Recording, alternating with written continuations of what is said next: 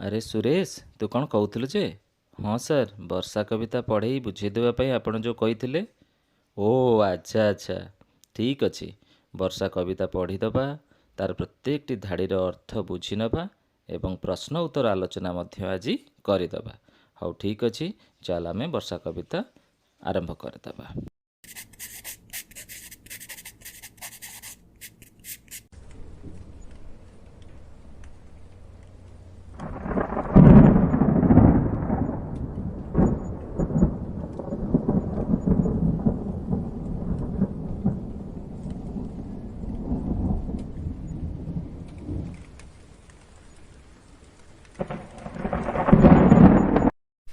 କବିତାଟିର ଦ୍ୱିତୀୟ ଭାଗକୁ ମୁଁ ପଢ଼ି ଦେଉଛି, ତମେ ପ୍ରଥମେ ଏଟାକୁ ଶୁଣିନିଅ। ପ୍ରାଣୀ ଜୀବନ ଜଳରାଶି, କରୁଣା ଚିତ୍ତରେ ବରସି। ପୃଥିବୀ ରବି ତେଜଗ୍ରାସେ, ତାପିତ ଥିଲା ଅଷ୍ଟମାସେ। ଜଳ ପାଇଲା ତୋଷ ଚିତ୍ତେ, ତପସ୍ୱୀ ଜନଙ୍କର ମତେ। ତପସ୍ୟା ଫଳ ଯେହ୍ନେ ପାଇ, ଭୁଞ୍ଜନ୍ତି ଅତି ସୁଖୀ ହୋଇ। ଠିକ୍ ଅଛି, ଏଥର କବିତାଟିକୁ ଉପଯୁକ୍ତ ସ୍ୱରରେ ପଢ଼ିବା।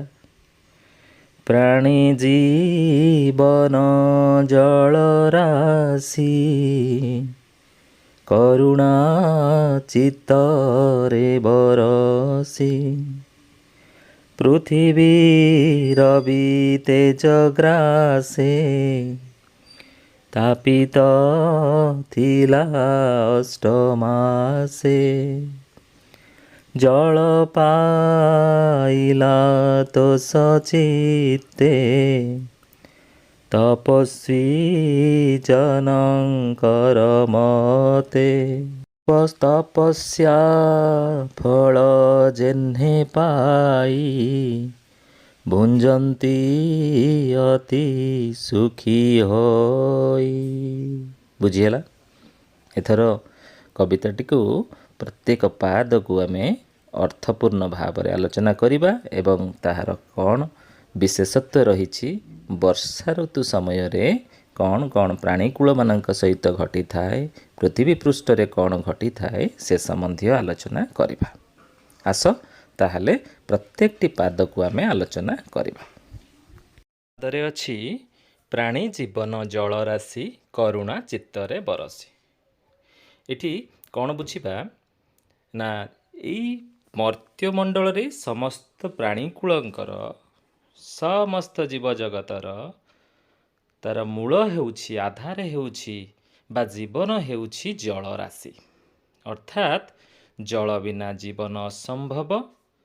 ଅତଏବ ବର୍ଷା ଋତୁରେ ଜଳ ପ୍ରଚୁର ପରିମାଣରେ ଉପଲବ୍ଧ ହେବା ଦ୍ୱାରା ପ୍ରାଣୀକୂଳ ତାଙ୍କର ଜୀବନ ଲାଭ କରିଛନ୍ତି ଏବଂ ଖୁସିରେ ଜୀବନଯାପନ କରୁଛନ୍ତି। ଏହି କଥାଟି ଆମେ ଏଇଠୁ ବୁଝିବାକୁ ପାଇବା। କବି ଏଠାରେ କହୁଛନ୍ତି, ଏଇ ଯେଉଁ ଜଳରାଶି ବର୍ଷା ରୂପରେ ପୃଥିବୀ ପୃଷ୍ଠକୁ ଆସୁଅଛି, ଏହା ଈଶ୍ୱରଙ୍କ କରୁଣା ବା କୃପାରୁ ପୃଥିବୀ ପୃଷ୍ଠକୁ ଆସୁଅଛି।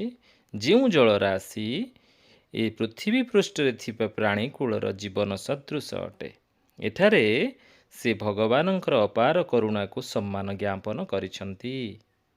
ପରବର୍ତ୍ତୀ ପଦଟିରେ ଅଛି ପୃଥିବୀ ରବି ତେଜଗ୍ରାସେ, ତାପିତ ଥିଲା ଅଷ୍ଟମାସେ। ଏଠାରେ କବି କହିବାକୁ ଚାହୁଁଛନ୍ତି, ଏ ପୃଥିବୀ ସୂର୍ଯ୍ୟଙ୍କର ଗରମ ତେଜକୁ ସମ୍ଭାଳି ଆସିଥିଲା। କେତେ ଦିନ ଧରି ସମ୍ଭାଳି ଆସିଥିଲା? 8 ମାସ ଧରି ସମ୍ଭାଳି ଆସିଥିଲା। ଏଇନା ବର୍ଷା ଋତୁ ଉପସ୍ଥିତ ହେବା ପୂର୍ବରୁ 8 ମାସର ସୂର୍ଯ୍ୟଙ୍କର ତପତ ଅର୍ଥାତ୍ ଗରମ ଏ ପୃଥିବୀ ପୃଷ୍ଠ ସହ୍ୟ କରି ଆସୁଥିଲା।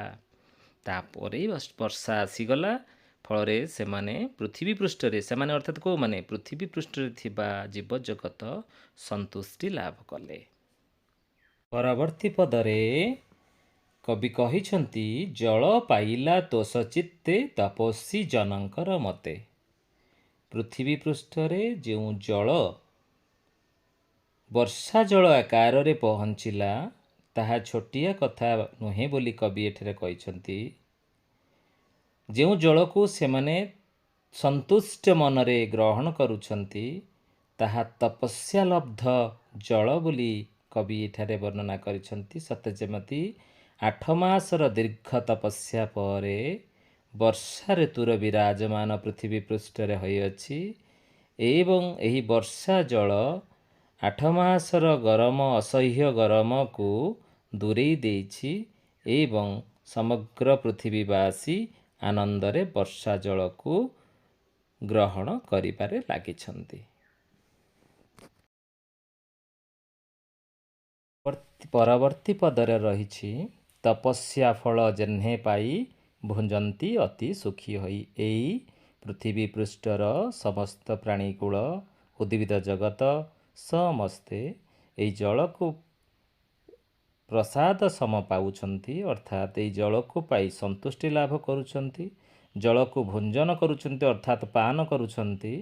ଯେଉଁ ଜଳ ତପସ୍ୟା ଲବ୍ଧ ଜଳ ପରି ଅନୁମାନ କରି ହେଉଛି ସତେ ଯେମିତି 8 ମାସର ଦୀର୍ଘ ତପସ୍ୟା ପରେ ପୃଥିବୀ ପୃଷ୍ଠରେ ସେମାନେ ଜଳ ଭୁଞ୍ଜନ କରୁଛନ୍ତି। ଏଠାରେ କବି 8 ମାସର ଉତ୍ତପ୍ତ ସୂର୍ଯ୍ୟ କିରଣକୁ ପରାସ୍ତ କରି ତପସ୍ୟା ଲବ୍ଧ ଜଳ ପୃଥିବୀ ପୃଷ୍ଠରେ ପହଞ୍ଚିଛି ଏବଂ ସମଗ୍ର ପ୍ରାଣୀକୁଳ ତାହାକୁ ଭୋଗ କରୁଛନ୍ତି ବୋଲି ବର୍ଣ୍ଣନା କରିଛନ୍ତି।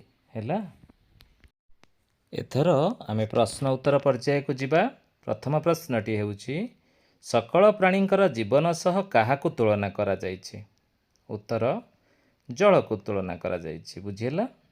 ଠିକ୍ ଅଛି। ଦ୍ୱିତୀୟ ପ୍ରଶ୍ନ ଅଛି ରବି ତେଜରେ ପୃଥିବୀ କେତେ ମାସ ଧରି ଉତ୍ତପ୍ତ ଥିଲା? କବିତାରେ ତୁମେ ପଢ଼ିଲ 8 ମାସ ଧରି ଉତ୍ତପ୍ତ ଥିଲା। ସୂର୍ଯ୍ୟଙ୍କର କିରଣରେ 8 ମାସ ଧରି ଉତ୍ତପ୍ତ ଥିଲା ପୃଥିବୀ। ତୃତୀୟ ପ୍ରଶ୍ନ କାହାକୁ ତପସ୍ୟାର ଫଳ କୁହାଯାଇଛି?